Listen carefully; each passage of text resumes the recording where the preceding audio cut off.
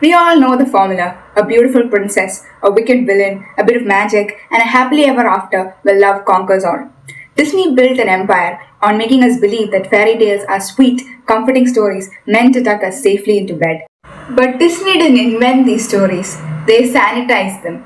If you go back a few centuries into the actual folklore, you will find physical mutilation, cannibalism, and psychological horror. Fairy tales were originally never meant to comfort children. They were grim warnings designed to scare them to surviving in a brutal world. Do you wanna build a snowman? It doesn't have to be a snow. The Little Mermaid, adapted from Hans Christian Andersen's 1837 tragedy. In the 1989 Disney version, Ariel trades her voice for legs and marries Prince Eric in a beautiful sunlit wedding. The original story is a literal nightmare. When Ariel visits the sea witch, Ursula, the price for her legs isn't just her voice, she straight up cut off her tongue. The witch warns her that walking on land will feel like walking on unscathed razor blades. Her feet will constantly bleed, but she must smile and dance through the pain to win the prince's heart. And the worst part?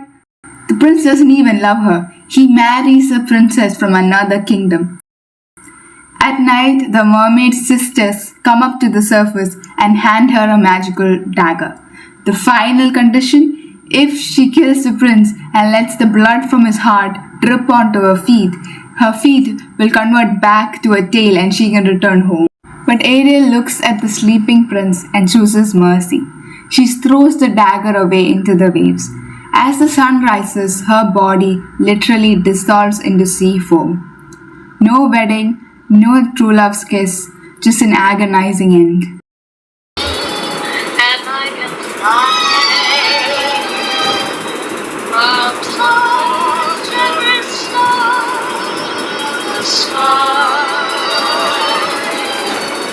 So this is.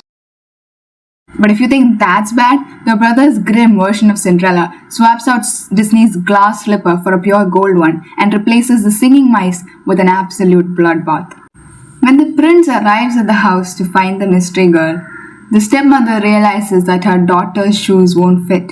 So she hands them a carving knife and asks the oldest sister to cut off her toes to fit into the shoe.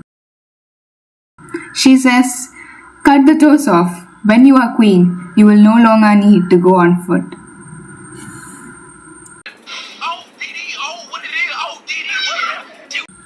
The stepsister slices off her toes, forces her foot in the shoe, and rides away with the prince.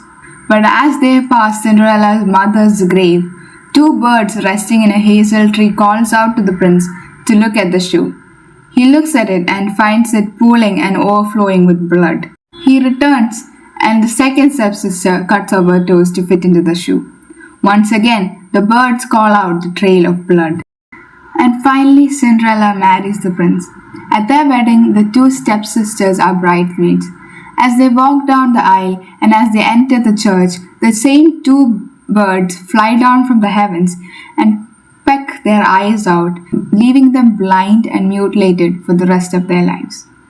Tiki tiki tiki mate tiki